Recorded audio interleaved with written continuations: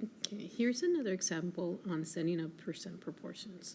So here we have to go ahead and look at the question and make sure you're looking for that part and the whole, and then if there's a percent, that's the easiest part. So the arborist examined trees in an orchard to see if they were infected with the virus. Out of 70 trees, 49 had the virus.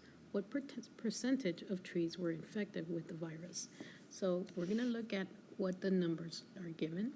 So we have 70 trees, and we have 49 had the virus.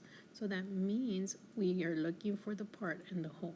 In this case, they're telling us out of 70 trees. So because that means out of, that means that's going to be your whole number.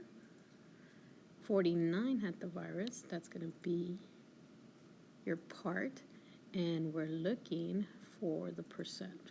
So in order for us to set up our percent proportion, it's 49 over 70, which equals the same as x over 100. So in this case, we're looking for the percent.